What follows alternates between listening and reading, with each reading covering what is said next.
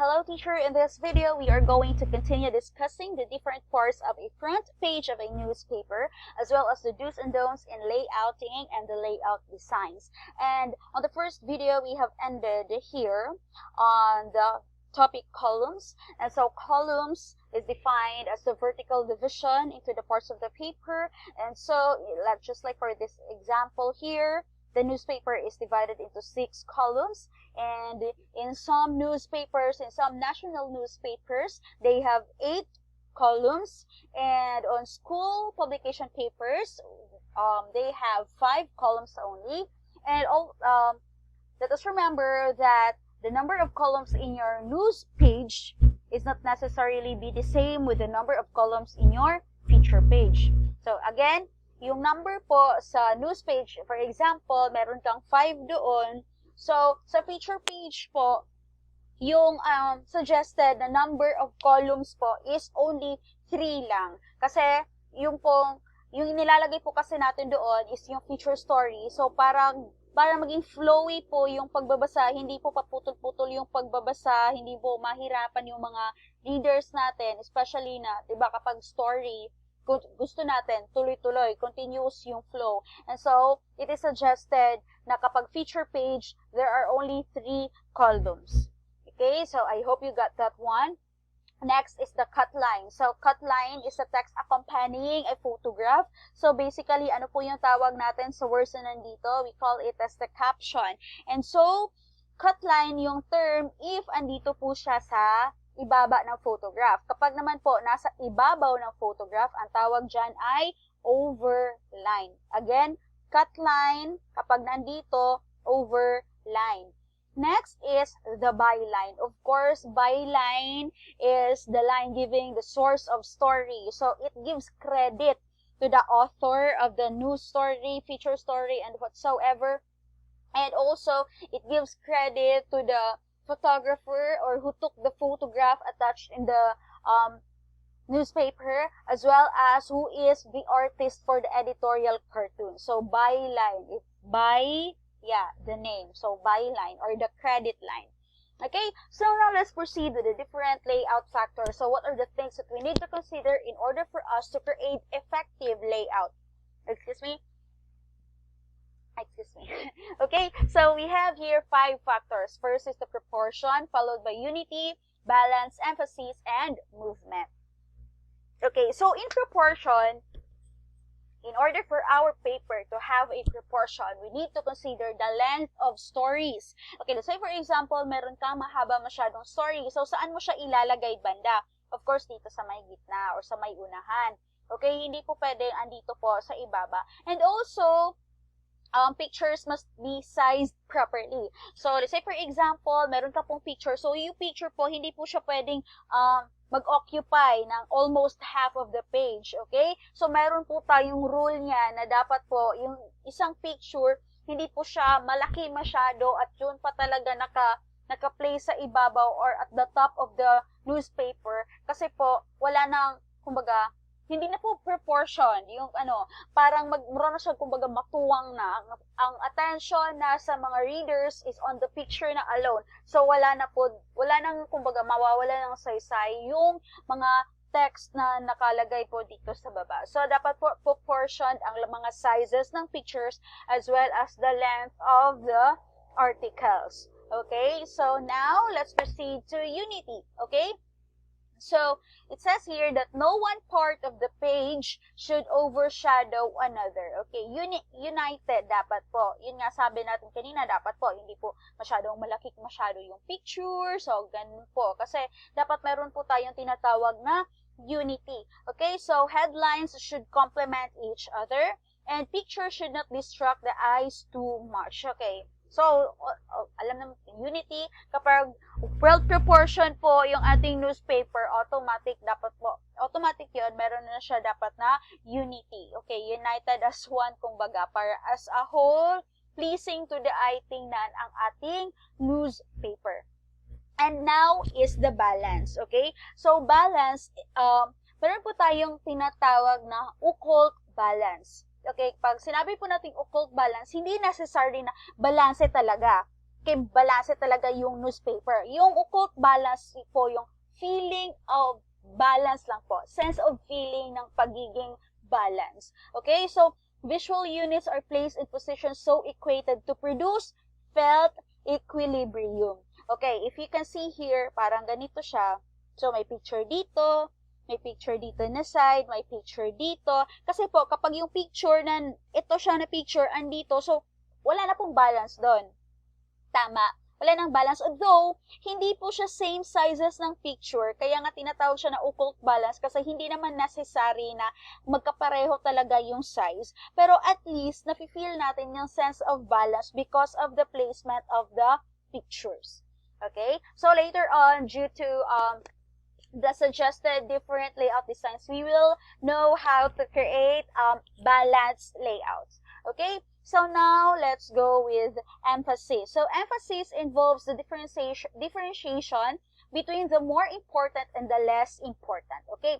So, di ba meron po tayong tinatawag na banner? Banner or the main headline or the most important news of the day. Okay? So, dapat po, yung nakalagay dito, yan po talagang pinaka-importante, yung pinaka-mabigat yung content. Hindi po yung mga less important na mga news article yung nakalagay dito. Yung mga hindi po masyadong importante or mga short lang na mga news story, pwede lang po siyang ilagay dito sa ibaba. Okay? So, next is the movement. Okay, movement. So, sabi nga po, kapag po yung isang newspaper, perfect balance siya, yung magkapareho talaga yung size ng picture, wala po yung, parang wala pong movement, kumbaga, katulad nito, perfect balance. Tingnan niyo po, naka-arrange yung pictures nandito. So, parang ganun. And then, yeah. So, para siyang walang movement. So, when we lay out, we need hindi po necessary na merong perfect balance. Again, ulitin natin, occult balance lang po. Sense yung feeling of balance lang po. Okay? Kasi kapag meron po dito sa occult balance, meron pong movement. Okay, the eye is directed from one part of the page to another, from the most important to the least important. So, just like for this example, so, from the most important, and tapos, pupunta siya dito, and then the least important. Okay, so, mayroong movement. Maghanap pa tayo ng iba. Okay, so, from here, next, okay. So, balikan lang natin yung 5 layout factors. We have the proportion, the unity, balance, emphasis, and movement. Okay, dapat again sa movement, flowy lang po yung from the most important to the least important.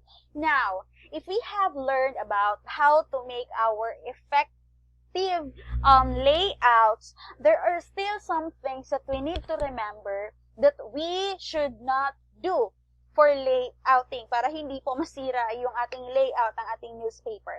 So, meron po tayong mga terms dito, mga major terms. Venus lang.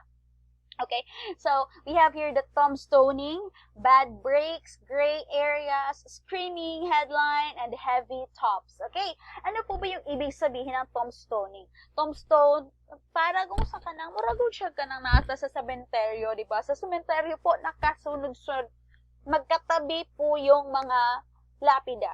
Parang gano'n. So, mura siya og ingon ani.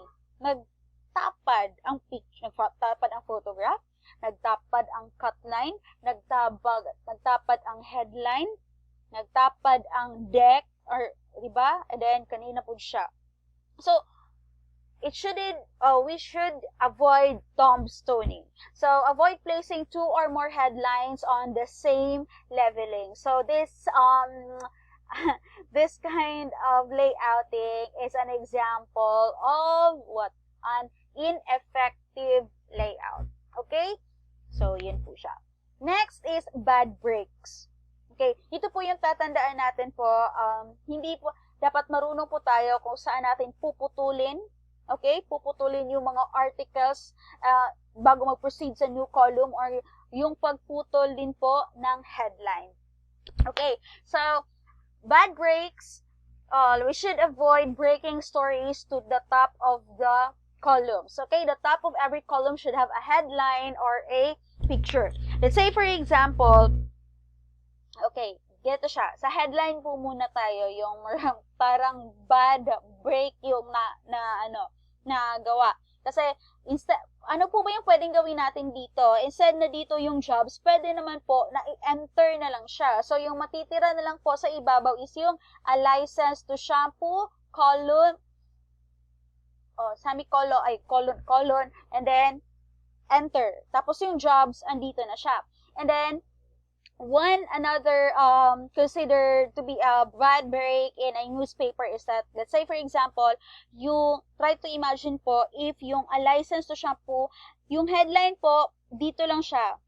Bali, wala na ni siya headline. Diria lang siya, wala siya headline. So, let's say for example, naputol na ka, so kailangan na ka mo proceed sa next column. And so, ang imuhang next column, ang kaning top, nana diria. So, that is considered a bad break. So, dapat, atong i-consider is, ang headline dyan sa taas para, dira, masabta nato na kani siya, nga story is sumpay pa ni siya, diria, kay under siya, gihapon, ani nga headline. Okay, so bad breaks. We should avoid bad breaks. Now, we should avoid a sea of gray or gray areas. What are those gray areas? Diba pag nagpiprint po tayo, basically, black, diba, black and white naman ang paper. So, mura na siya o kanang, the gray areas. So, how can we avoid the gray areas? By using subheads like this. So, try to imagine if wala ni siya, and then, daghan na kay kagisulat dira nga puro murag wala na break kumbaga. So sea of gray na. So in order for you to achieve nga kanang better layout, mas pleasing siya sa eye, dili siya kapoy basahon. So one way to break that is using subheads. At least nanay mas darker color. Okay, hindi na siya full sea of gray area. So, I hope you got that one. Next is the screaming headlines. Okay, so avoid too big headlines for short and unimportant story. Just like, for example, konti lang masyado yung story and then masyado nang malaki. Binibigyang importansya yung hindi naman masyadong importante na news. Okay? So, inilalagay pa talaga, hindi pa sa sports page inilagay pa talaga sa front page na ng newspaper. So, yan po yung kailangan natin iwasan, the screaming headlines. And lastly, ito po yung sinabi natin kanina na heavy top. So, don't make the page top heavy. Just like, for example, this picture. Especially in the color black pa talaga, na overpower yung attention, whether you agree with me or not. When we look at this layout, yung attention natin, andito na lahat sa picture. Okay? So, parang mabigat masyado, heavy top masyado yung layout nito. Tama po ba? Are you having the same observation with me? And so, that's one of the things that we need to avoid when layouting. Sorry for the mispronunciation. Yeah. And so, now let's proceed to the different layout designs. The X format, curve format, L format, J format, and umbrella format. Okay, the X format, the opposite po yung picture. Yung pictures opposite ang headline. So, X.